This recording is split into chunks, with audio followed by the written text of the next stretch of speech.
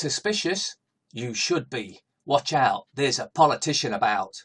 Politicians prey on the vulnerable, the disadvantaged, and those with an infantile sense of pride in a romanticised national identity which was fabricated by a small to mid-sized advertising agency. Masks are muzzles. Stop new normal. August 21st, 2020, 12 p.m. MK Civic Officers, Saxon Gate East, CMK, MK9, 3EJ, anti-5G, anti-poison, anti-tracks, anti-lockdown, anti-new normal. Speakers include Piers Corbyn, Jeff Wyatt, Dr. Mohammed Adil, Dr. Kevin Corbett. Get down to that one if you're not coming to the hours which we have every Saturday as well. The truth will set you free, except on Facebook where it will get you a 30-day ban. This is why we keep looking for intelligence on other planets.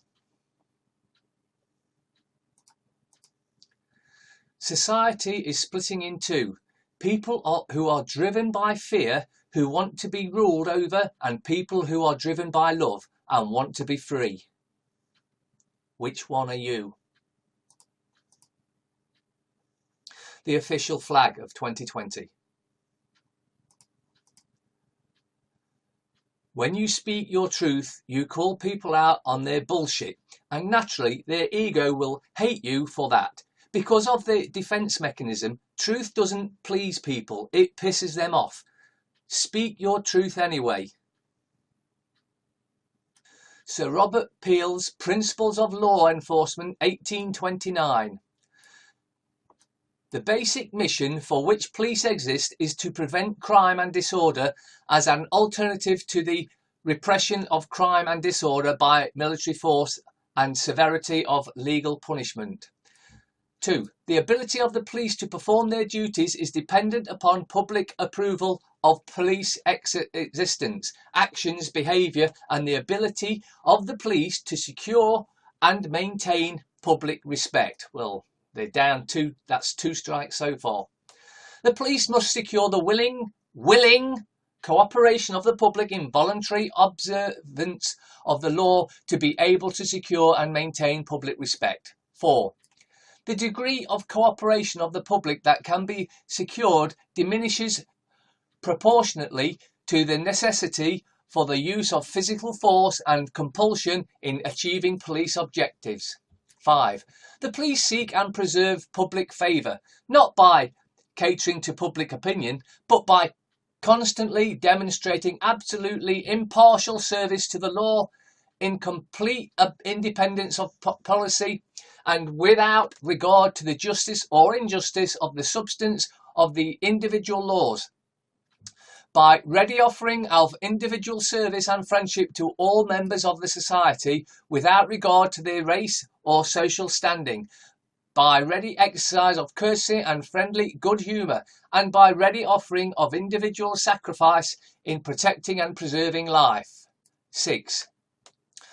The police should use physical force to the extent necessary to secure observance of the law or to restore order only when the exercise of persuasion, advice and warning is found to be insufficient to achieve police objectives, and police should use only the minimum degree of physical force which is necessary on any particular occasion for achieving a police objective.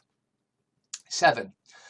The police at all times should maintain a relationship with the public that gives reality to the historic tradition that the police are the public and the public are the police.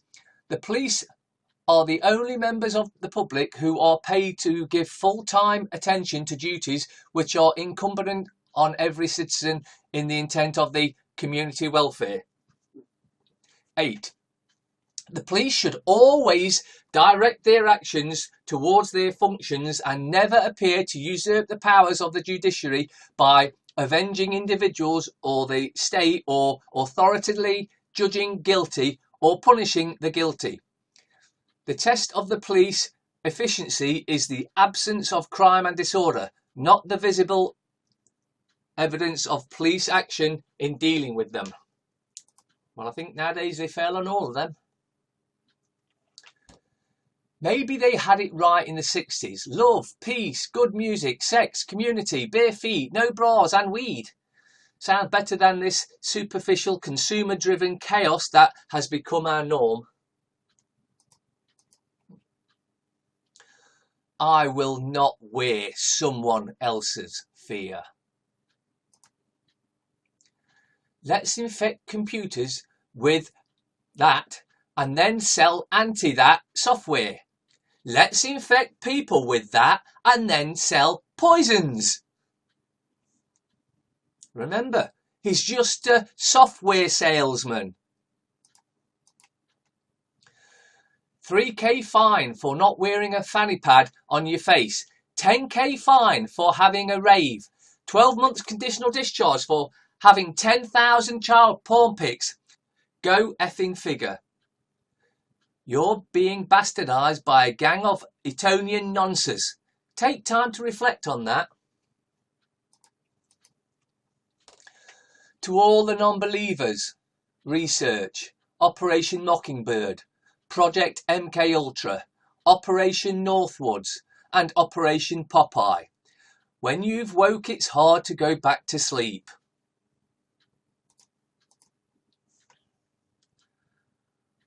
Yep, that pretty much sums it up, doesn't it? 2000, 2001, 2, 3, 4, 5, 6, 7, 8, 9, 10, 11, 12, 13, 14, 15, 16, 17, 18, 19 and 20.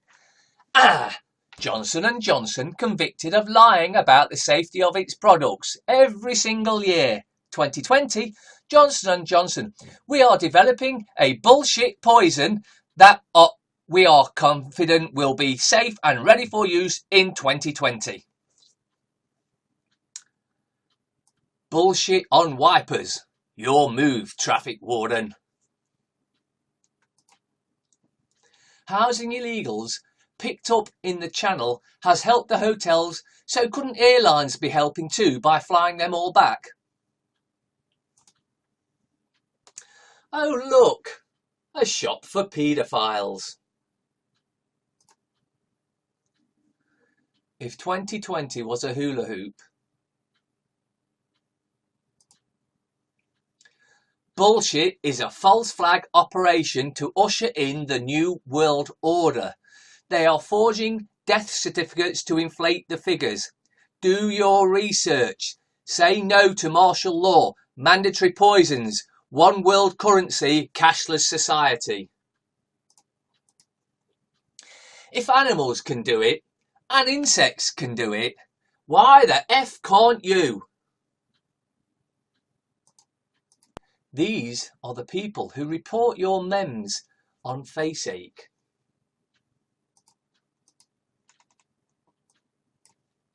Message to police. Is there any point at which you will draw a line and say to your political masters, no, that I will not do? And if you won't draw such a line, if you will do absolutely anything that your political masters tell you to, then how are you any different from the enforcers of Soviet Russia, Red China or Nazi Germany? You may be tempted to say, I don't make the law, I just enforce it. But keep in mind, this is exactly what the thugs of every tyrannical regime in history said to justify their actions.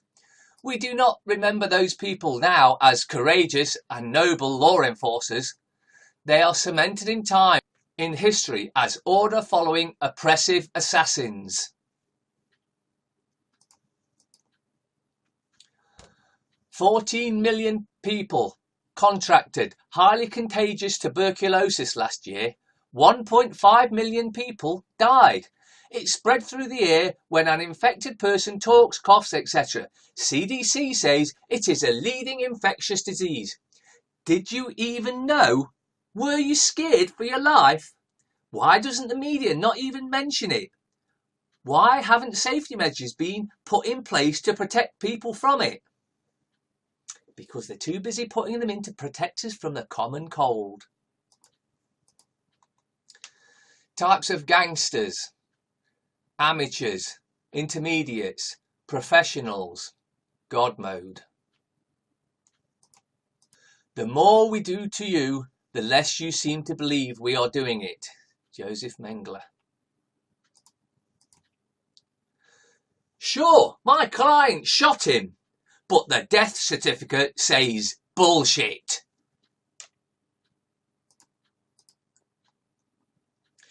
Even if you're not conspiracy-minded, something in your soul has to be telling you something isn't right with any of this.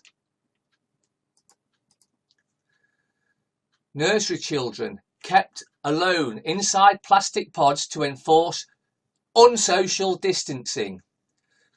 The Wat Klong Toi School in Bangkok, Thailand has reopened its doors to its 250 students, but remarkable pictures show the huge changes that have had to happen. I don't believe that for a second, that they had to happen at all. Remarkable images show children at a Thai nursery playing together while in their own social distancing pods.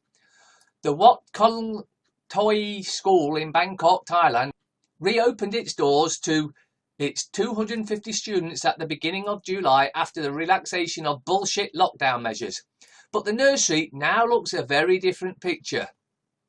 Social distanced screens are in classrooms and lunch areas to protect kids who wear face masks. The kindergarten has also installed sink soap dispensers and hand sanitizers out of each classroom.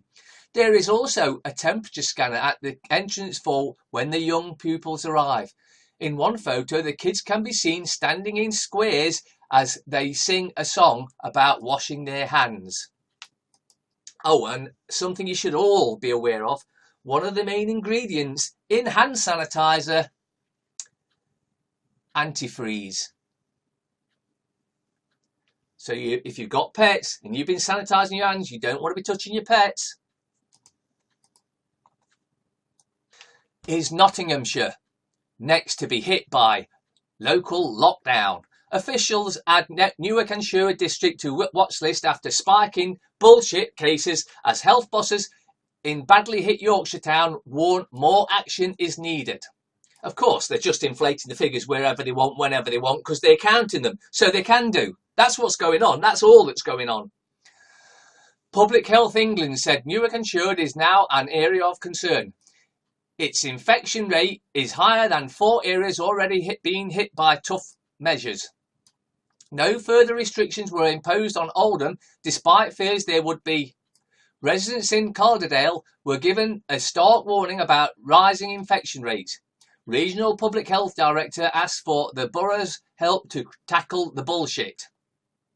A Nottinghamshire district was today added to the government's bullshit hotspot watch list amid a spike in cases. And this spike is because we count the figures. And you all know we're very good at counting figures. Look how many deaths we've had to... Oh, yeah, we had to take them off because you found out we was faking it. Oh, yeah. Same will be going on here. Public Health England announced Newark and Sherwood, home to around 120,000 people, is now an area of concern. Around 26.3 bullshit cases were diagnosed for every 100,000 people living in the district in the week ending August 11th, the most up-to-date figures. So, 26 out of 120,000, and that's cool. And that's not. Let's just get this in perspective. That's not you've got it. You know, you're ill with it. That's just, oh, you've tested positive. You shouldn't be having them tests. They're doing something very bad to you. But there's no point me telling half of you, because half of you believe this shit. For comparison, the authorities' weekly infection rate is higher than 4 areas that have already been hit with tougher restrictions in the northwest: Stockport, Trafford, Wigan and Rosendale. Newark and Sherwood was among 29 areas named on the PHE watch list. Now remember, let's not forget that Public Health England have been removed from counting the figures because they did such a shitty job and got it wrong all the time, even though Matt Wancock told them to do it exactly that way. Which is updated every Friday. 9 boroughs, including Swindon and Northampton, have yet to be hit by a ban on household gatherings. No further restrictions were imposed on Oldham, despite fears it would be hit with tougher measures. Greater Manchester Mayor Andy Burnham last night urged the government to not to overreact to the spike in cases. But the Department of Health today confirmed millions of people living in Greater Manchester, parts of Lancashire and Yorkshire and Leicestershire face another week of being banned from meeting others in their homes or gardens. Households in areas of the North West, North Yorkshire, East Lincolnshire and Leicester cannot mix indoors unless they are in a support bubble, and limits remain on numbers of meeting outside. Casinos, bowling alleys and conference halls will not be allowed to open in the worst hit areas, despite Boris Johnson announcing they could prepare to reopen on Saturday following a 2-week delay.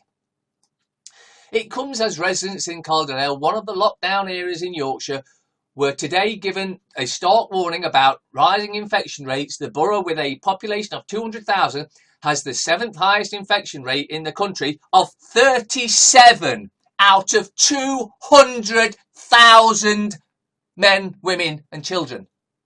Does that put it in perspective yet? It's another scam. This has been the plan all along.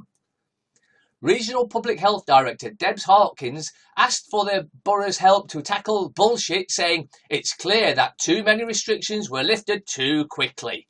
Utter bollocks. It's time we lock down the government. That's what needs to happen. The government should be locked down indefinitely.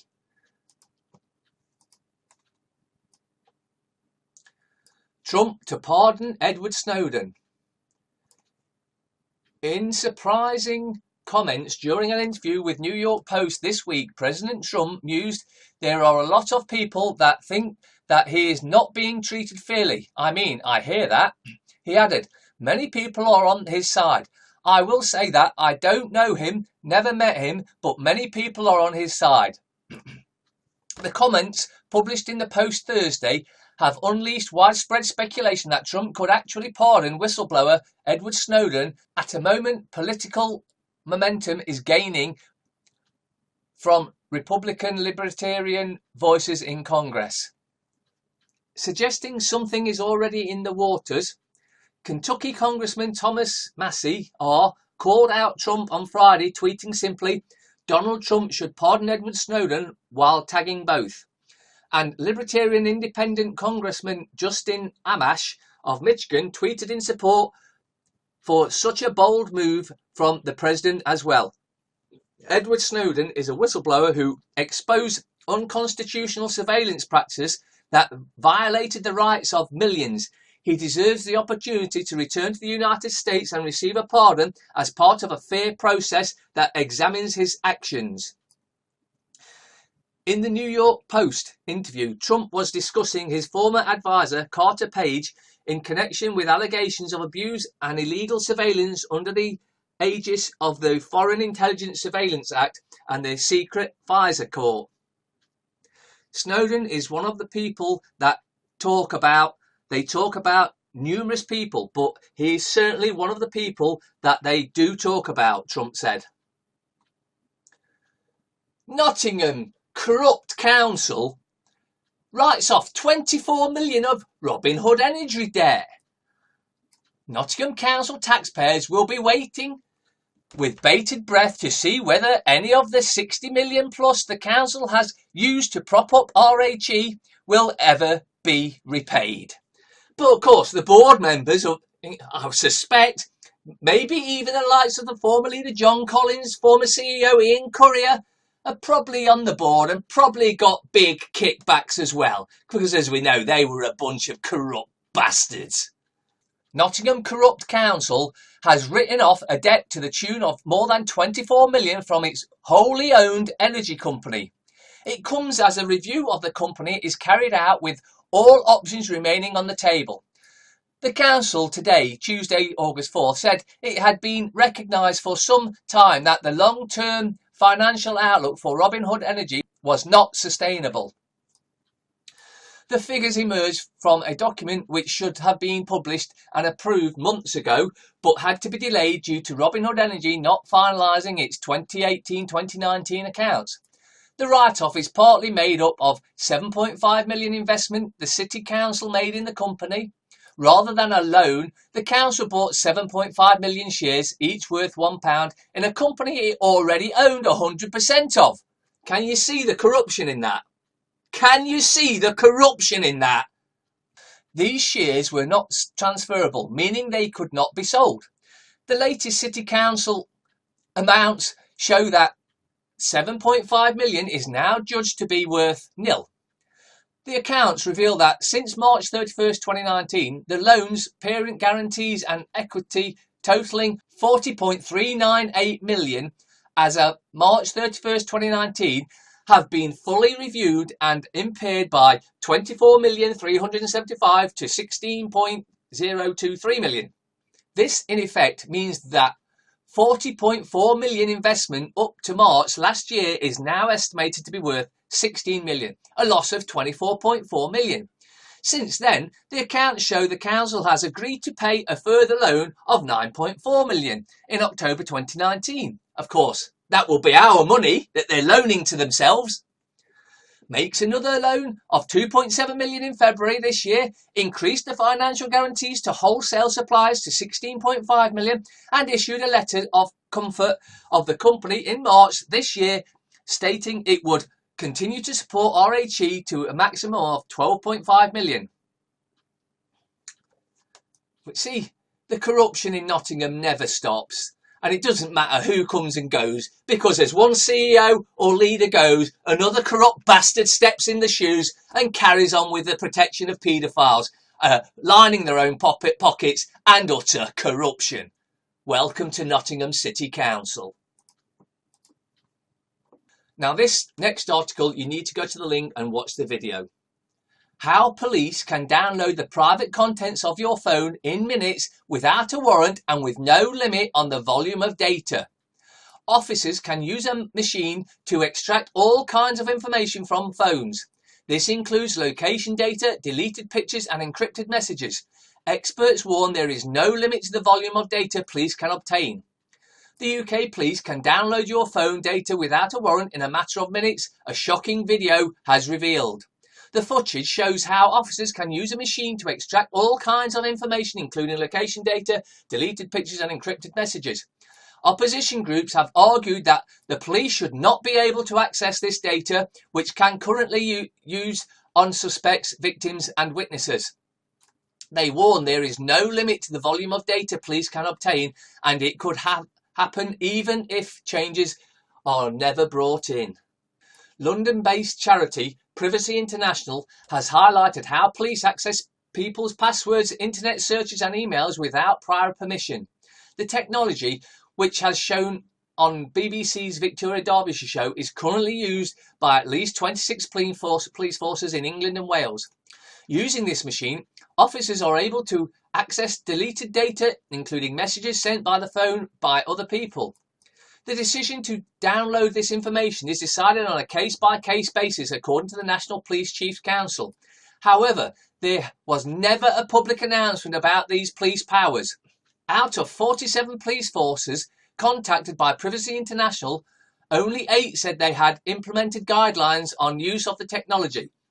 There is no limit on the volume of data police can obtain, Millie Graham-Wood, a solicitor at Privacy International, said on the Victoria Derbyshire show. Again, links in description, and I suggest you go and watch that. If you tell a lie big enough and keep repeating it, people will eventually come to believe it. The lie can be maintained only for such time as the state can shield the people from the political, economic and/or military consequences of the lie. It thus becomes vitally important for the state to use all of its powers to repress dissent. For the truth is the mortal enemy of the lie, and thus by extension, the truth is the greatest enemy of the state. Joseph Goebbels. The science and law of refusing to wear masks. On 30th of March, former Supreme Court Justice Jonathan Sumpton QC reminded the British people the police have no powers to enforce ministers' preferences, but only legal regulations which don't go anything like as far as the government's guidance. there is nothing in existing legislation, neither the Bullshit Act 2020 nor the Health Protection Bullshit Restrictions England Regulations 2020 that empower a police officer to compel a UK citizen to wear a mask on public transport or anywhere else. Even if the government rushes through an amendment to this effect by 15th of June, emergency measures in violation of our human rights and civil liberties need to be justified and proportionate in order to be legal.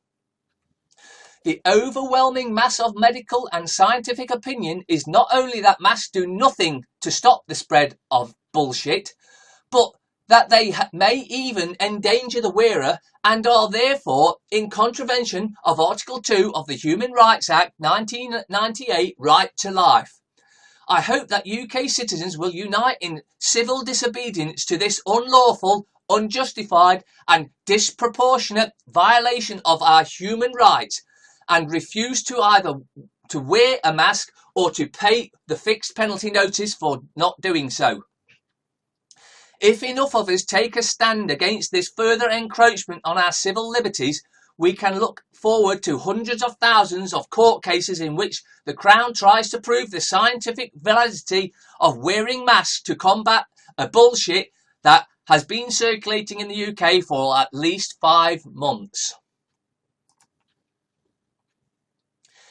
If you feel stupid, just remember, there are people depriving themselves of oxygen to protect them from a poison they are going to inject themselves with later.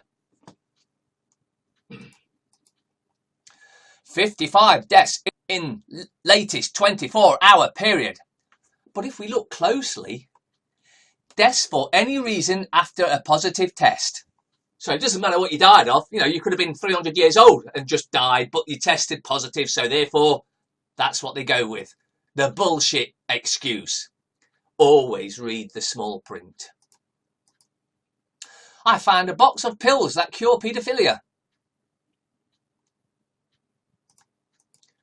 Stay tuned, because after the break, we speak with leading bullshit expert Karen from Facebook.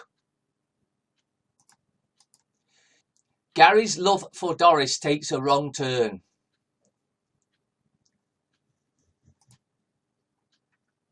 I thought about telling you a bullshit joke, but there is a 99.62% that you won't get it. I've had it up to here with this pandemic.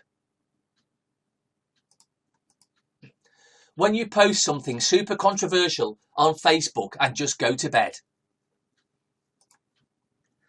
Oh, sure, it sounds like thunder, but it's 2020, so it's probably Godzilla. When you see it, I'll leave this up for a while because it may take you a while to see it. If you do see it, well, keep it quiet. When you leave the TV on for your dog on a news channel and come home 8 hours later. Just what 2020 needed. Thor versus the Care Bears. Bloke walks into a pub and asks for a pint of anything except Stella. Barman asks, "What's wrong with Stella?" Bloke says, "I had 12 pints of Stella last night and when I came round I was effing skint." Barman says, 12 pints of anything costs about the same. Bloke replies, "Skint's my dog."